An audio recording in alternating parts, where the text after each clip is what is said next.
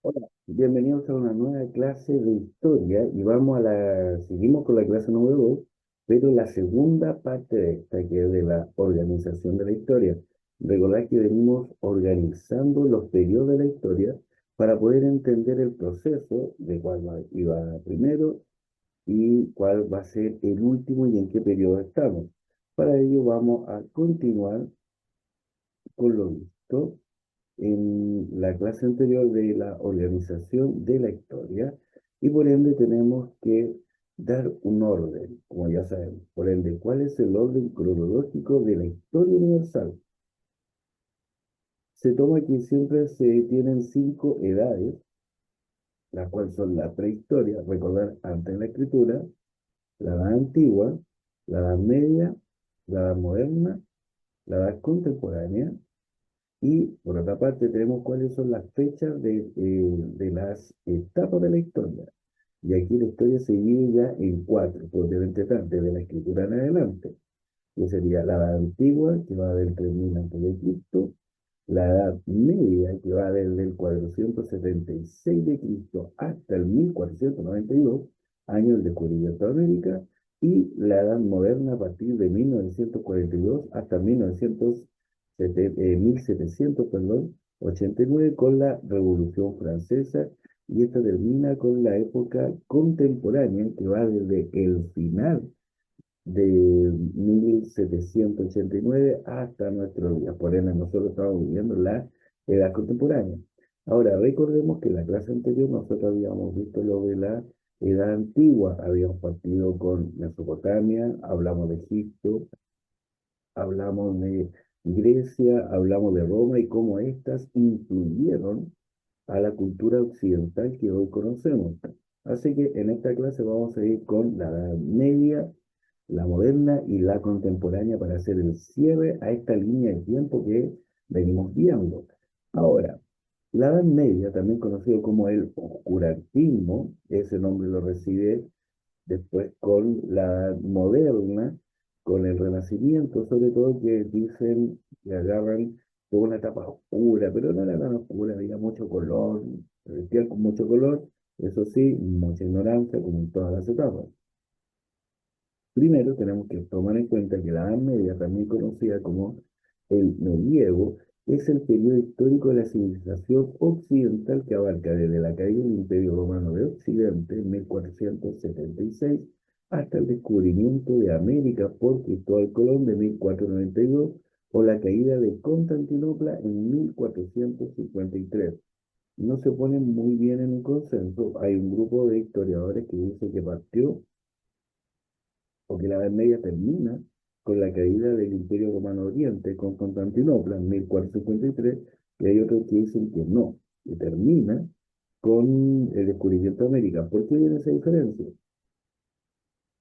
Por una sencilla razón. Cuando cae Constantinopla, todos los sabios de Constantinopla viajan nuevamente a Italia y me genera el Renacimiento. Y comienza una nueva era. Pero con el descubrimiento de América viene la era de los descubrimientos. Entonces, todavía no se ponen de acuerdo, en un consenso, donde termina, así que están las dos fechas siempre. Es un periodo, en este caso la Edad Media, marcado por el feudalismo, el cristianismo, el resurgimiento de las ciudades como punto importante de una nación y la que me va a generar esta transición a la de moderna. Aquí ya tenemos una de las clásicas ciudades de la Edad Media, que era con su castillo en el centro, la ciudad en el costado. Hay otras donde tenemos el castillo, el pueblo, y el pueblo estaba amurallado completamente para evitar saqueos, sobre todo de vándalos o de vikingos. Ahora, la Edad Media inició con la caída del Imperio Romano Occidente en 1476, o sea, con la caída del Imperio Romano que estaba su capital en Roma, Italia. El final de este es el periodo que termina con la caída de Constantinopla, que era el Imperio Romano de Occidente, que su capital estaba en Bizancio, después llamada Constantinopla, y los turcos la van a bautizar como Estambul, de donde vienen todas las comedias turcas. Y esta va a ser una parte en la puntita de Europa entrando a Asia. Pero también el final de esta etapa va a ser con el descubrimiento de América por Cristóbal Colón en 1492, dependiendo de la perspectiva histórica, como ya venimos hablando.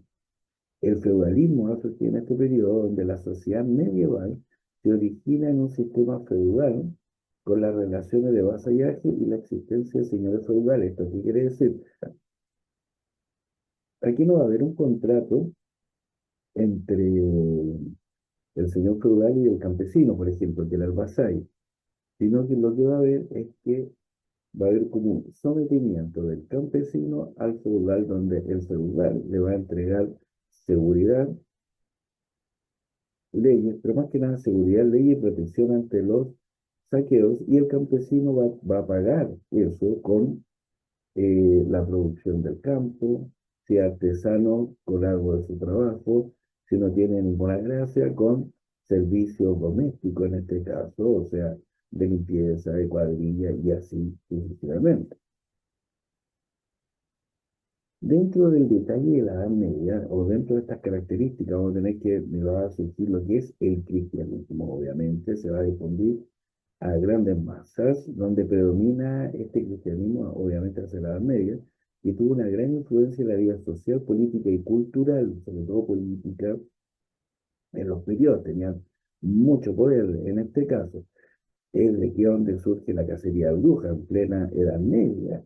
Vamos a tener este libro de las brujas, cómo identificarlas, y para poder estimarlas. Ahora, para que ustedes tengan una idea, cómo identificar a las brujas, de acuerdo al libro, era si la mujer sabía leer y escribir, bruja. Si la mujer tenía opiniones propias, bruja. Entonces, para que ustedes tengan una idea, aquí era, la carnicería era incansable. Tenemos un resurgimiento de las ciudades con el pasado del tiempo, y esto quiere decir que las ciudades comenzaron a crecer en espacio y a tener más importancia económica, dando origen a la burguesía, ya que en las ciudades vamos a tener los contactos comerciales, o sea, todo lo que se producía en el campo viajaba hacia las ciudades y ahí hacían este intercambio comercial. Continuando, vamos a tener las etapas de este periodo de la Edad Media, se puede dividir en tres grandes etapas. La Alta Edad Media, del siglo V al siglo X, que sería en años del 400 después de Cristo, perdón, al 900 después de Cristo. La Plena Edad Media, del siglo XI al siglo XIII, que sería del año 1000 al 1200 después de Cristo. Y la Baja Edad Media, que sería del siglo 14 al siglo XV, para ser más exacto, año del 1300 al 1400. Los eventos claves de este periodo durante van a ser por las cruzadas, la peste negra, la guerra de los 100 años y la invención de la imprenta. Vamos a ir uno por uno. Las cruzadas. Y aquí vamos a tener una gran característica. Cuando los turcos comenzaron a atacar lo que es Estambul, en este caso, y atacar, y atacar, y atacar, y atacar, el monarca o el emperador, que a la vez era el padre también de la iglesia católica en Estambul, pide ayuda a Roma, que era lo más cercano al imperio romano que todavía quedaba. Pide ayuda a Roma, al papado, y el papa dice, no hay nada mejor que era la idea de agarrar toda la gente que sobraba en las ciudades, toda la delincuencia, todo eso, y mandarlo a Occidente para apoyar, en este caso, a Estambul. Pero en realidad no era apoyar Constantinopla, sino que se embarcaron con la idea de ir a liberar Tierra Santa de los infieles según los católicos. En este caso, ¿cuál era la idea? Agarrar a todos los católicos, irse a Jerusalén, generar estados y reinos en esa zona y así liberarlos del dominio de los islámicos que estaban en la zona. Entonces ahí comienzan las cruzadas. Y vamos a tener grandes viajes de soldados, en este caso europeos, que iban hacia Jerusalén, De ahí tenemos el primer reino de Jerusalén, que cometieron las más atrocidades que pudieran haber. Vamos a tener cruzadas emblemáticas como la cruzada de los niños, que eran, el más grande tenía 13 años en este caso, y murieron en mitad de camino por la inclemencia del tiempo en la zona de Bulgaria. Entonces vamos a tener que las cruzadas fueron tremendas. Debo tener a la peste negra. Y la peste negra es una enfermedad transportada por las ratas, pero más que nada proliferó por la suciedad, por la poca higiene. Porque recordar que los europeos de higiene no tienen nada. O sea, si se bañan es una vez cada 3 meses en este caso, y con suerte. Entonces, esta insalubridad completa es lo que fue generando la peste negra, y este bicho, este virus, y que era transmitido por los ratones, donde salían grandes pústulas, en este caso en la cara, y reventaban estas pústulas y la gente obviamente terminaba muriendo. La guerra de los 100 años, que en realidad nunca fueron 100 años, sino que le dio ese nombre porque suena bonito. La guerra fue como de 70 años, por ahí. Entre Francia y Reino Unido es la misma guerra donde surge un personaje icónico de la historia francesa que es Juana de Arco, en este caso, y obviamente la invención de la imprenta, que gracias a eso se comienza a difundir la escritura y la lectura. El primer libro que fue impreso es la Biblia, recordar, mundo católico. Vamos a tener la Edad Media, perdón, la Edad Moderna, porque este periodo va a terminar con la caída del Imperio Romano de Oriente o Constantinopla y el descubrimiento. Ahí llegamos con las características de la Edad Media. De ahí vamos a partir con la Edad Moderna. Y esta Edad Moderna es el periodo de la historia que se extiende desde a mediados del siglo XV, o sea, por el 1450 aproximadamente, hasta finales del siglo XVIII, por el 1780, 1789.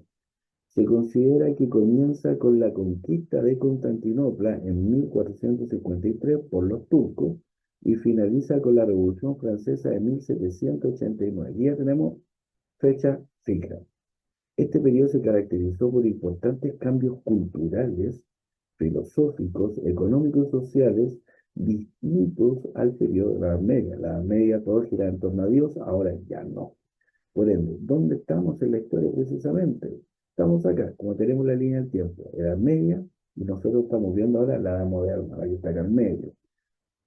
Después viene la contemporánea, que es la que estamos viviendo.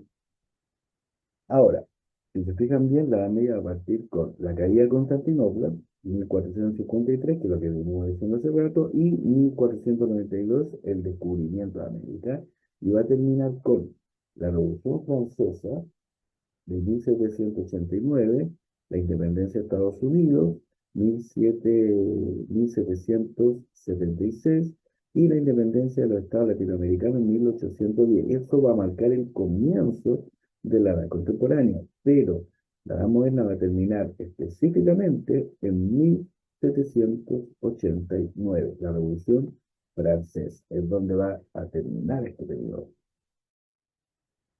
Ya, siguiendo con las características de la edad moderna, vamos a tener la consolidación y el protagonismo económico y cultural de la burguesía.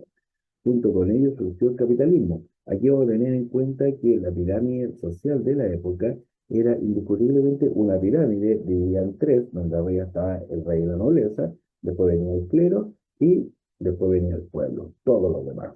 Y los burgueses estaban dentro del pueblo, pero ellos querían ser más, pero no podían, porque eran pueblos, siempre recordaré eso. Pero tenían mucho dinero. Entonces aquí se consolida tanto la clase burguesa como el capitalismo, el surgimiento del capitalismo. Como pueden ver, es muy antiguo. El desarrollo del humanismo y el renacimiento fueron los procesos que planteaban una nueva forma de entender el mundo. La ruptura de la unidad religiosa a través de los procesos de la reforma y la contrarreforma que vivió la Iglesia Católica. En este periodo es donde vamos a encontrar que religiosas, personas muy religiosas o muy católicas, muy devotas, se dan cuenta que la iglesia tiene muchos vicios en este periodo, como por ejemplo la compra de cargos. Había muchos nobles, pero muchos burgueses que tenían mucha plata, pero que querían tener una escala social más, que se compraban el cargo de cardenales, por ejemplo, de hecho los del Papa se los compraban también, con mucho dinero para tener poder, porque la Iglesia Católica tenía mucho poder. Aquí vamos a tener a los Medici, por ejemplo, una de las grandes familias burguesas, y ¿cómo se llama? Que pasaron a ser mecenas de grandes artistas de la época, como Miguel Ángel, Leonardo, Da Vinci, por ejemplo, Donatello, Rafael, todo eso estaban bajo una de estas grandes familias. Entonces tenían mucho poder. Pero como no eran personas devotas, que nunca recibieron como el llamado del Señor a ser parte de la iglesia, ellos se compraban el cargo, tenían sus debilidades. En otras palabras, seguían acostándose obviamente con mujeres porque el voto del celibato para ellos era una broma, bebían como nunca, iban a la guerra con armadura y todo, pero ¿cómo se llama? Eran buenos para el vicio, tenían prostitutas, de hecho el Papa llevó, uno de los papas de los Medici llegó a tener 8 hijos, ya todos los puso en cargos muy importantes. Entonces, la iglesia tenía muchos vicios. Y uno también de eso era que cobraba por el perdón. O sea, si tú tenías un pecado, dependiendo del pecado, tenía un valor, una luca, 2 lucas, 3 lucas, y así empezaron a cobrar por el indulto, por el perdón. Y la iglesia empezó a se caer más rica. Esto no le gustó a los que eran verdaderamente católicos en la época y comienzan a separarse la iglesia católica. Y el primero que se separa es Martín Lutero, que arma la iglesia luterana, que es obviamente muy conservadora. Después vienen los anglicanos, que es la iglesia del Reino Unido, que en realidad esa es bien particular porque se separa de la Iglesia Católica solo porque el rey Enrique VIII quería separarse de su mujer para casarse con otra y tener un hijo hombre. Como la Iglesia Católica dijo que el matrimonio era sagrado, y como la reina que tenía, que era María de Aragón, princesa española, le había dado una heredera, eh, María I, en este caso, le dijeron que no. Y además porque España en ese entonces ya estaba teniendo mucho poder por el territorio que había adquirido. América y las caminatas a Asia, por ende ya estaba teniendo mucha plata, así que con España no había que meterse. Entonces ahí vamos a tener esta característica que se separa de la Iglesia Católica solamente para poder separarse. Se separó 8 veces, nunca tuvo nombre. De hecho, tuvo un puro niño al final, pero nació enfermizo y murió. Eh, de ahí vamos a tener la iglesia calvinista.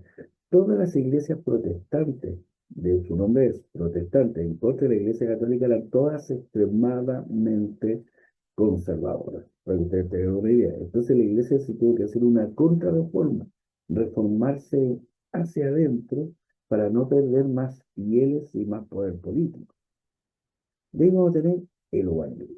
El humanismo es un movimiento intelectual que se desarrolló entre los siglos XIV y siglo XVI, o sea, 1500, 1300 al 1500, para que tengan más o menos una idea. En la ciudad de Florencia partió esto en Italia y desde aquí se difundió al resto de Europa. Planteaba, uno, un progreso del mundo clásico revalorizando los aportes greco-romanos de la cultura griega y de la cultura romana, la exaltación del ser humano entendiendo cómo lo más importante del ser humano es el estudio que comprende al hombre. De que vamos a tener que en el humanismo lo más importante es el ser humano. Recordad que en la Edad Media lo más importante era la Iglesia Católica, por ende era Dios. Ahora, Dios no va a ser lo más importante, sino que va a ser el ser humano. Es por eso que en este plano que tenemos acá, el ser humano es el único que está dotado de libertad y de razón, que posee capacidades de conocerse a sí mismo y al mundo que lo rodea, y además que le permite conseguir el proceso de perfeccionamiento a través del estudio de los autores clásicos, griegos y romanos, Aristóteles, Polibio y todo ello. Además, el ser humano es el centro del mundo y de la cultura. Y aquí tenemos el famoso cuadro, por ejemplo, de la creación de Rafael, Miguel Ángel.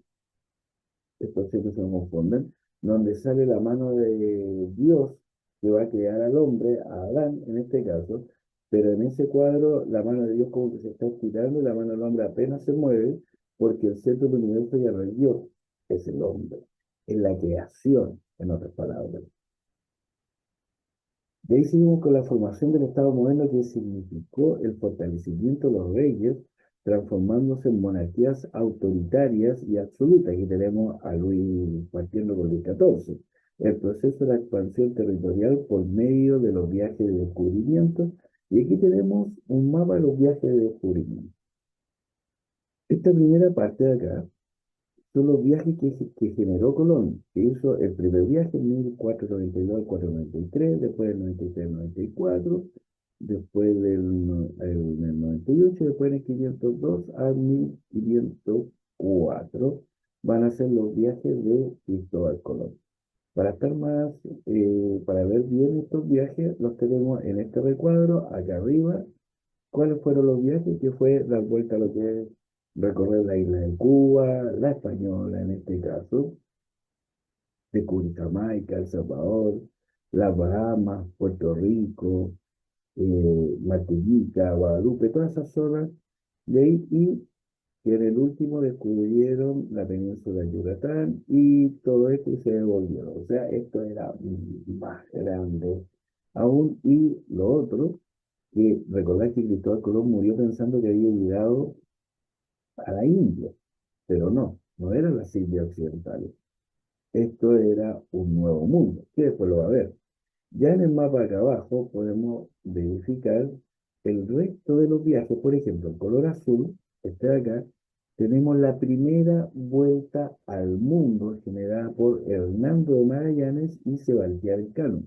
Su viaje fue aquí. Sigan el cursor, partiendo por las costas sur de Sudamérica, encontrando el estrecho de Magallanes, de ahí que recibe su nombre, fue el que bautiza la mina Tierra del Fuego, sube hasta más o menos la altura de Valdivia, Conce, y ahí se infila, el curso que se pierde aquí, y ahí se infila derechito por el Océano Pacífico para llegar a lo que son a las Filipinas. Aquí ingresan a las Filipinas, por todo esto de acá, ingresan a las Filipinas. Ya cuando llegan a las Filipinas se dan cuenta que están cerca del territorio portugués, de toda esta zona acá, así que se vienen por el Océano Índico, pasan por Cabo Nueva Esperanza y de vuelta a España. La primera vuelta al mundo se tardó del año 1519 y llegaron en el año 1522. Después tenemos los viajes de Álvarez Cabral, que llegaron a Brasil. Después tenemos los viajes de los portugueses, que esta línea acá, la que tengo el cursor, que descubre Cabo las tormentas, primero le van a llamar, al fin de África, porque había muchas tormentas en esa zona por el choque de las corrientes, pero cuando se dan cuenta que da el paso y aquí se termina el continente, lo llamaron como Cabo Buena Esperanza, para descubrir Madagascar, Mozambique, y de ahí derecho a la India, que es lo que querían los portugueses en este caso. Los portugueses fueron los que llegaron a Japón en una ruta escondida que ellos tenían y que no le decían a nadie para que nadie supiera que existía Japón y así ellos solos iban a comercializar con esa zona. Pero aquí tenemos lo que son los viajes de descubrimiento. El objetivo y la consecuencia de los descubrimientos geográficos fueron, primero, el objetivo era uno solo, era buscar nuevas rutas comerciales para llegar a la India y a China, nada más. Como consecuencia se transformó la visión del mundo, ya no era un mundo plano, sino que era redondo. Surgieron los primeros imperios coloniales, aumento de la actividad comercial, se consolidó el capitalismo, vamos a tener conflictos de poder en los países de Europa, sobre todo entre Francia, perdón, entre España, Portugal, después viene Francia, Reino Unido y Holanda. Se incorporan nuevos productos a lo que es el mercado mundial. Y el fin de la Edad Moderna es con el comienzo de la Revolución Francesa, que esa es la imagen que estamos viendo aquí. Creen que la Revolución Francesa fue uno de los conflictos sociales y políticos con diversos periodos de violencia que convulsionó a toda Francia en el antiguo régimen, o sea, la Francia absolutista, y a otros países por extensión recibieron también los coletazos de esto. Por ejemplo, en América se agarró la influencia de la Revolución Francesa y se comenzó a imitar, y de ahí tenemos los procesos de independencia de América. ¿Por qué? Porque la Revolución Francesa puso en práctica la ideología del liberalismo económico, pero también todas las nuevas filosofías, como de que el hombre se tiene que gobernar a sí mismo y no es divino como Dios, como los reyes, entonces vienen a quebrar con toda esa idea y fue la base de las independencias de América, para tener una idea. La Revolución Francesa se corta, pero de cuajo, literalmente la cabeza a todos los reyes, a los reyes, nobles y todo lo que eran seguidores de la monarquía absoluta, y finalizó con el tercer estado, con una asamblea nacional en 1789 que genera el golpe de estado que me hace comenzar la Revolución Francesa, y este es un proceso que se alarga hasta llegar a Napoleón Bonaparte en 1799, donde culmina con el Imperio francés, nuevamente, que duró en este caso este proceso 10 años. Pero la Edad Moderna termina con la Revolución Francesa, con el primer año, 1789, estalla la Revolución Francesa y ahí termina la Edad Moderna, porque después vendría la Edad Contemporánea.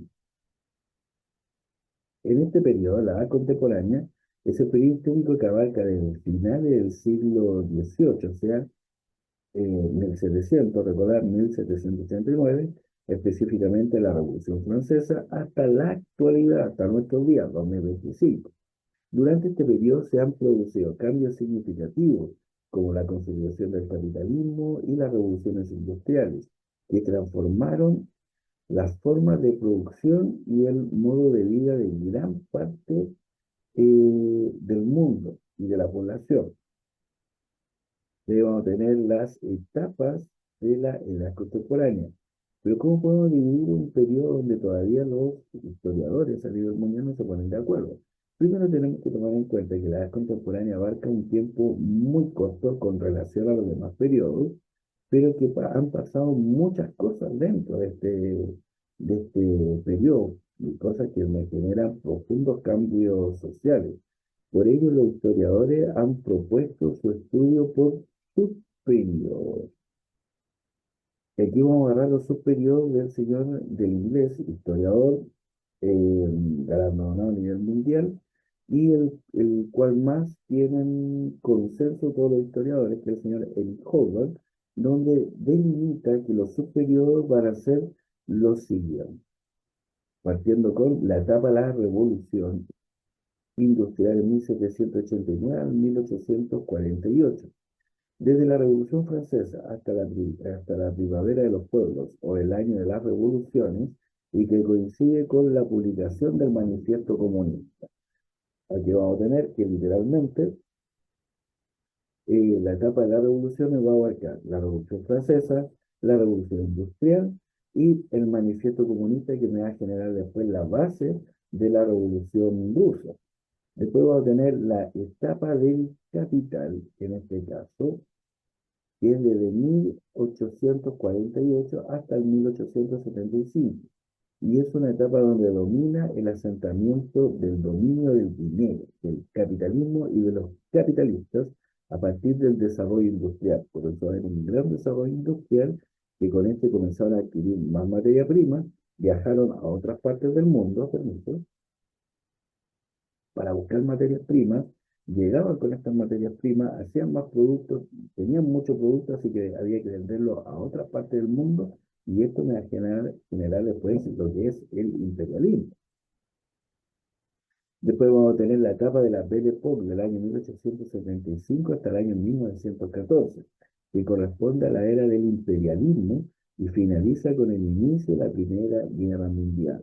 Parte con una idea de donde los europeos pensaban que eran dueños de todo, y eran lo máximo, pero después se le viene todo al suelo con la explosión de la Primera Guerra Mundial y la destrucción de ciudades y campos completos. Después vamos a tener la era de los extremos, desde 1914 a 1991, donde abarca desde la Primera Guerra Mundial, pasando por la Segunda Guerra Mundial, la Guerra Fría, hasta los tempranos 90. Esto quiere decir que vamos a encontrar que todo esto va de la mano, porque el imperialismo es el que le provoca la Primera Guerra Mundial.